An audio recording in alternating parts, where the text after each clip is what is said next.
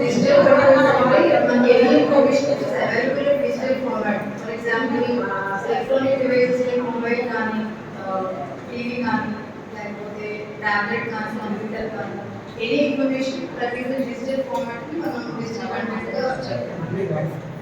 తర్వాత digital content అందులో teaching అనేది స్కూల్స్ లో కానీ అంగన్వాడీ సెంటర్స్ లో కానీ రీసెంట్గా ఉన్నాయి.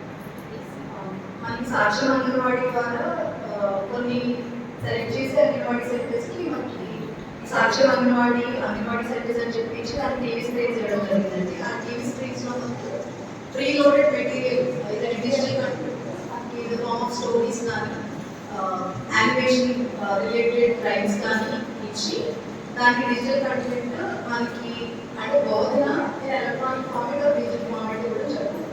నాకు that is the recent phenomena. Schools కూడా అంటున్నారు కదండి, స్కూల్స్ కూడా recent phenomena maybe 4-5 years ago. తర్వాత మనం డిజిటల్ కంటెంట్ ని అసలు why it is useful in anganwadis, దాన్ని ఇంట్రడ్యూస్ చేయడం వల్ల యూజెస్ ఏంటి, అలాగే దాని ఇంపాక్ట్ ఏంటి, at the same time challenges ఏంటి, ఆ ఛాలెంజెస్ మనం ఎలా అధిగమించాలని చూడాలి. So why it is useful in anganwadis అంటే సో మనకి నార్మల్గా అదర్ దాన్ డిజిటల్ మనకి నార్మల్గా టీచింగ్ కన్వెన్షనల్ టీచింగ్ ఉంటుంది కదా, అలా కాకుండా anything which is taught through different social media కానివ్వండి, వీడియోస్ ఆర్ ఆడియో చెప్పినప్పుడు చాలా ఎఫెక్టివ్గా ఉంటుంది. ఫర్ ఎగ్జాంపుల్ మనకి నాకు చిన్నప్పుడు బాగా గుర్తు ఏంటంటే అడ్వర్టైజ్మెంట్స్ వచ్చాయి కదా, గులాబ్ జామున్ ఒక అడ్వర్టైజ్మెంట్ వచ్చాయి, పెద్దగా గులాబ్ జామున్ కిందకి ఇలా పడుతున్నాడు అంటే it will use children to read అంతే కదా.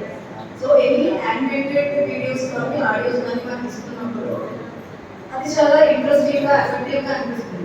అంటే మనం ఏదైతే తీసుకుంటున్నామో ఆ కంటెంట్ని absorption at the same time retention కూడా ఎక్కువగా ఉంటుంది.